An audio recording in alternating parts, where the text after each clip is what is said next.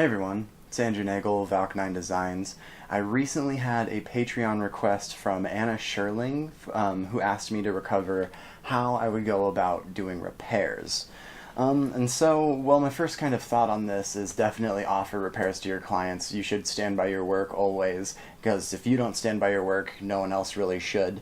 So, definitely have some sort of guarantee in either your terms of service, which is something that, people may or may not actually see, but it is still your terms of service, so you should have that, on your website. You should have that, as part of your articles of organization and stuff like that if you're a business and whatnot. I don't believe you actually have to have them in your articles of organization, but to cover your butt, might as well. Since each piece is going to be different, my other thought with it is that, and this is what I've done as well, is that you've got to take each repair kind of on a piece-by-piece or a client-by-client basis. You should maybe have some general questions for your clients to ask them. Consider how long ago the sale was, how long they've had the piece. If it's a piece that they've had for 4 or 5 years, it kind of makes sense that it might need a little bit of a tune-up. If it's something that they've only had for like a month or so, maybe something happened, maybe they drove over it or something. I mean, you should definitely be gearing towards, you should definitely be trying to make pieces that are substantial and pieces that can withstand a little bit of a hit, not to say that your clients should be throwing their pendants around, but, you definitely want to make a sturdy, a well-built piece that can handle a little bit of, roughing around, so that way not everything is breaking. But the other thing is, you might want to ask them what happened, especially if it was something that was, kind of recent, like if they've only had the piece for a month or so, ask them what happened when the piece broke. So that way you can kind of wrap your head around, what might have went down and how much you should charge them for the repair. So in your terms of service, and this is what I have written in mine as well, decide and state what a basic repair cost would be. Mine is listed at $100. Now sometimes it even says this in the terms of service as well, that it might be more or less. Sometimes I also might waive that if it's just a basic tune-up or a basic cleaning as well. I offer cleanings for free. So, I'm not going to charge someone $100 for a cleaning. That doesn't take me much time, so I offer those for free. I haven't had many individual repairs come through, but, I've had some where, it's just like you're kind of adding an element to secure a stone a bit more. Sometimes you're just tuning up some certain elements like a coil or something to retighten it to the frame, stuff like that.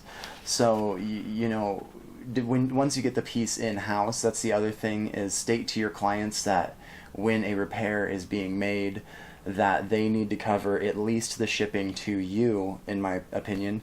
I cover the shipping back because it's not that much, but I at least, have them cover the shipping to me. And the way that you can do that is have them pay you the shipping costs, and then you can make up a PayPal or USPS or UPS or whatever, packaging slip for them, and you can email that to them, and then they can turn around and package everything up in a box as per your instructions, and they can print off that slip and put it on the box.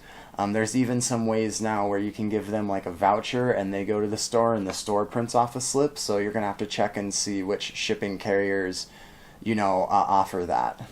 And so when you're going about how to do the actual repair, one thing I've done for some people is just a full redo, because it was just the easiest thing. I had them send me the piece, I pulled the stones out, and I just rebuilt the whole thing.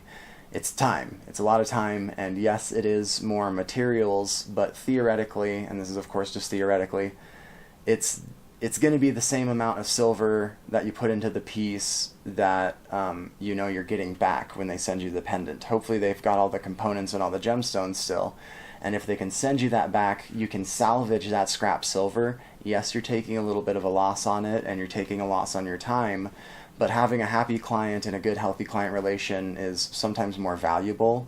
Again, taken on a client-by-client and a piece-by-piece basis, but I've done full redos before, and I just save the scrap metals, and it just goes in the scrap pile for either smelting down or return for cash later. And then I've just rebuilt the piece because that seemed to be the easiest way to go about the rebuild.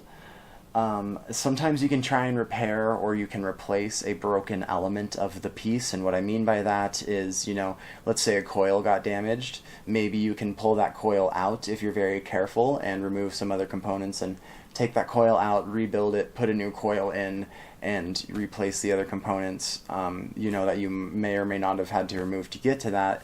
It's going to just really depend on the piece, especially since it's wire. It's not just a sheet here or a sheet there, and I'm assuming most everyone doesn't have like laser welders, which is a good repair tool for fabricated pieces, but in the wire aspect, sometimes it might be difficult to remove a weave without having to dig through a bunch of other components to get to it, which is why I suggest sometimes just doing a full repair or a full redo of the piece.